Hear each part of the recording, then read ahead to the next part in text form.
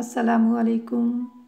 मौसमी बहार हो या बरसात, सर्दी हो या गर्मी, रमज़ानुल मुबारक हो या आम दिन, पकौड़े खाने का अपना ही मज़ा है। और फिर जब दिए जलाने के चैनल पे डिफरेंट जायके से आपको रेसिपी मिले तो हरे प्याज के बने पकौड़ों का मज़ा और दुबाला हो जाएगा। अगर आपको ये रेसिपी पसंद आए तो फीडबैक ज़रूर दीजिएगा।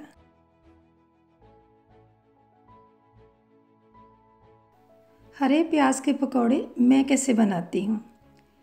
इसके लिए बेसन लिया, इसको छल्ली में डाल दिया, इसलिए कि अगर इसके अंदर कोई सुंडी या अगर हम बाज़ार से भी जब बेसन लेकर आते हैं तो अगर कोई इसके अंदर कोई ऐसी रफ़ चीज़ है तो छलनी में डालने से हमारा बेसन साफ़ हो जाएगा। अब आधा कप बेसन का मैंने और इसमें शामिल कर दिया, यानी मैंने 1.5 कप बेसन का लिया है। और इस तरह से चम्मच की मदद से इसको आहिस्ता आहिस्ता झटक कर चम्मच की मदद से इधर से उधर करते हुए इसको छान लूँगी, ताकि जो मैंने बेसन लिया है वो अच्छी तरह से साफ़ हो जाए। बेसन हमारा जो है छलनी से छन चुका है। अब बेसन का बैटर तैयार करने के लिए कप का चौथा हिस्सा मैंने पानी लिया है। पानी को बेसन के दरमियान में डाल दिया। अब साइडों से चम्मच की मदद से इसको पानी के साथ मिक्स करती जाऊंगी। यकदम हमने इसके अंदर ज़्यादा पानी का इस्तेमाल नहीं करना, थोड़ा थोड़ा करके पानी इसके अंदर पहले शामिल करेंगे, इसलिए कि हमने बेसन का बैटर जो है वो बहुत पतला तैयार नहीं करना। थोड़ा थोड़ा करके पानी शामिल करेंगे और चम्मच की मदद से बेसन और पानी को मिक्स करते जाएंगे। तकरीबन जितना कप में पानी था वो मैंने बेसन के अंदर शामिल कर दिया है और इतने ही पानी के साथ जितना गाढ़ा हमें बेसन का बैटर चाहिए वो हमारा तैयार हो चुका है।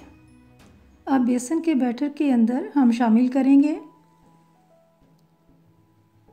3/4 टीस्पून दादड़ मिर्चें, 1 टीस्पून चाट मसाला, 1 टीस्पून नमक, 3/4 टीस्पून, फिर ये दादड़ मिर्चें वही जो पहले मैंने बोला था, 3/4 टीस्पून पिसी हुई लाल मिर्च इसमें शामिल करेंगे।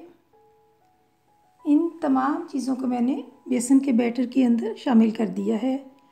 और ये बैटर पहले से बनाने का मकसद ये था कि पानी जितना भी हमने इसके अंदर शामिल किया है तो पानी जज़ब करते हुए बेसन अच्छी तरह से फूल जाएगा। और इसके बाद हम हरे प्याज की कटिंग करेंगे। इतनी देर में हमारा बेसन का बैटर जो है बहुत अच्छी तरह से तैयार हो चुका होगा। अब ये 3 मसाले हैं, इसमें 1 टेबलस्पून अनारदाना है, 1 टेबलस्पून भरकर ज़ीरा है, इसी तरह से 1 टेबलस्पून भरकर खुश्क धनिया है। इन तीनों को ग्राइंडर में मोटा सा दरदरा सा ग्राइंड कर लूँगी। और ये हरे प्याज की कटिंग आप अगर चाहें तो इसकी बिल्कुल गोल कटिंग कर सकते हैं या दरमियान में से कट लगा कर भी इसको काट लें। इस तरह से इसकी कटिंग करते जाएंगे।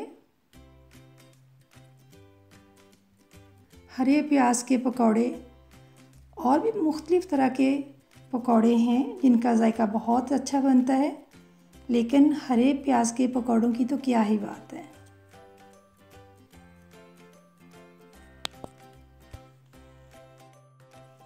अगर आपको मेरी ये रेसिपी पसंद आए तो लाइक और शेयर करने के साथ साथ सब्सक्राइब भी ज़रूर कीजिए और बराबर में बेल आइकन को भी क्लिक करें, ताकि हर आने वाली रेसिपी का नोटिफिकेशन आपको मिलता रहे। हरे प्याज के पकौड़ों की रेसिपी के अलावा पकौड़ों की और भी बहुत सी रेसिपीज़ आपसे शेयर करती रहूँगी। हरे प्याज की कटिंग आलमोस्ट हमारी मुकम्मल होने को है। हरे प्याज का वज़न मैंने 300 ग्राम लिया है, यानी 1 पाव से ये ज़्यादा वज़न होता है। हरे प्याज की कटिंग मुकम्मल हो चुकी है। अब सब्ज़ मिर्च की कटिंग करूँगी। इसके लिए भी अगर आप चाहें तो दरमियान में कट लगा सकते हैं या गोल कटिंग इसकी कर सकते हैं, लेकिन मैं नाइफ़ के अलावा अक्सर किचन की जो कैंची होती है उसके साथ सब्ज़ मिर्च की कटिंग करती हूँ। सब्ज़ मिर्चें मैंने 5 अदद ली हैं, तेज़ जायके वाली, इनकी मिर्चें तीखी होती हैं। सब्ज़ मिर्चों की कटिंग भी मुकम्मल हो गई। अब बेसन के बैटर के अंदर कुकिंग ऑयल का मैंने इस्तेमाल किया है। 1 टेबलस्पून कुकिंग ऑयल का डाला और फिर से 1 और टेबलस्पून कुकिंग ऑयल का इसमें शामिल कर दूंगी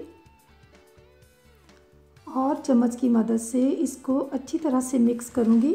कुकिंग ऑयल डालने का मकसद ये है कि हमारे पकौड़ों के अंदर गुठलियाँ भी नहीं बनेंगी और क्रिस्पी भी होंगे और फिर सॉफ्ट भी होंगे। 1/4 टीस्पून बेकिंग सोडा यानी सोडियम बाइकार्बोनेट इसमें शामिल किया। इसके डालने से पकौड़ों का बैटर और भी सॉफ्ट हो जाएगा। 3 मसाले खुश्क धनिया, ज़ीरा और अनारदाना, इनको ग्राइंडर में दरदरा सा मैंने ग्राइंड कर लिया। अब इसको बेसन के बैटर के अंदर शामिल कर दिया। की मदद से अच्छी तरह से मिक्स करूँगी और हरे प्याज की कटिंग, इसको भी बेसन के बैटर के अंदर अच्छी तरह से मिक्स कर दूँगी।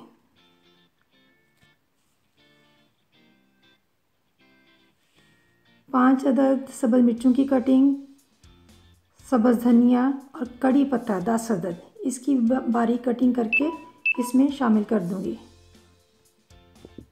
ये देख सकते हैं कड़ी पत्ता, बाज़ बे लीफ को भी जो है कड़ी पत्ता कहते हैं। लो आंच पे दूसरी साइड पे हमारा ऑयल गर्म हो रहा है। जितनी देर में ऑयल गर्म होता है उतनी देर में हम अपनी तमाम चीज़ों को, हरा प्याज, सब्ज़ मिर्च, दूसरा मसाला, ज़ीरा, खुश्क धनिया, अनारदाना, इन तमाम चीज़ों को बेसन के अमेज़ा के अंदर अच्छी तरह से मिक्स कर लेंगे।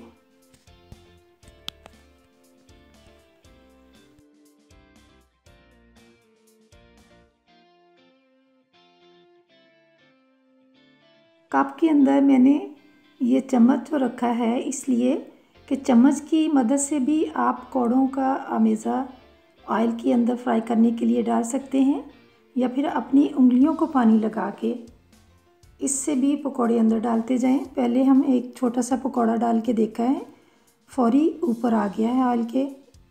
इससे साबित है कि हमारा ऑयल जो है वो गर्म हो चुका है।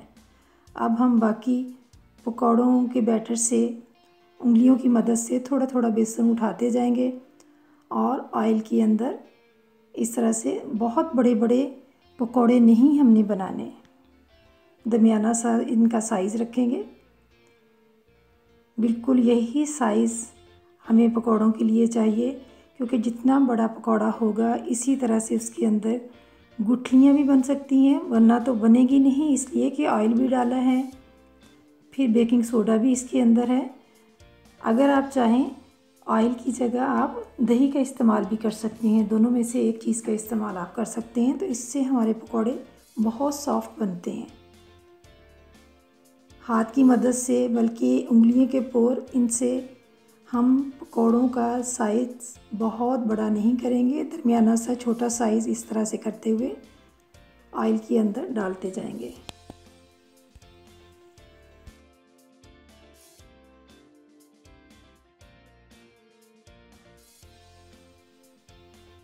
गैस फ्लेम मैंने मीडियम पे है, बहुत तेज़ भी नहीं हमने फ्लेम रखना और बहुत लो भी नहीं रखना। हमारा फ्लेम मीडियम होना चाहिए ताकि पकौड़े हमारे दरमियानी आंच पे पकें। पकौड़ों की रंगत गोल्डन से डार्क गोल्डन की तरफ होना शुरू हो गई है। जैसे ही इससे और थोड़ी सी तेज़ रंगत होती है फ्राई होते हुए, तो हम छलनी की मदद से इनको निकालना शुरू कर देंगे। पकौड़े हमारे फ्राई हो चुके हैं। इतना ही हमें इनको ब्राउन करना था जितना वीडियो में यकीनन आपको इनका कलर नज़र आ रहा होगा कि कितना हमने इनको ब्राउन किया है। बहुत लाइट गोल्डन नहीं होना चाहिए और बहुत जले हुए भी नहीं होने चाहिए। फिर से उंगलियों की मदद से, बल्कि पोरों की मदद से छोटे छोटे पकौड़े हम डालते जाएंगे और हमने अपनी उंगलियों की अगला हिस्सा जो है पानी से गीला करना है ताकि पकौड़े डालते हुए बिल्कुल आसानी से पकौड़े ऑयल के अंदर डलते जाएं। ये नहीं है कि बैटर हमारी उंगलियों से चिपक जाए। या ऑयल लगा लें अपनी उंगलियों को या फिर पानी की मदद से हल्का सा गीला करते हुए बैटर उठाएं बेसन का और ऑयल के अंदर पकौड़ों की सूरत में डालते जाएं। गैस फ्लेम मीडियम है और मीडियम फ्लेम पे ही हमने ऑयल को गरम करना है और इसी में ही हमने अपने पकौड़ों को फ्राई करना है। ना तो हमने अपनी आंच बहुत तेज़ रखनी है और ना ही बहुत लो रखनी है। जैसे ही इनकी रंगत लाइट गोल्डन से डार्क गोल्डन की तरफ होना शुरू हो जाएगी तो समझें कि हमारे पकौड़े फ्राई हो चुके हैं और हमने इनको ऑयल से निकाल। अनारदाना और कड़ी पत्ता के साथ हरे प्याज के पकौड़ों की रेसिपी पसंद आई हो तो फैमिली और फ्रेंड्स में ज़रूर शेयर कीजिए। वीडियो देखने का बहुत शुक्रिया। अल्लाह हाफिज़।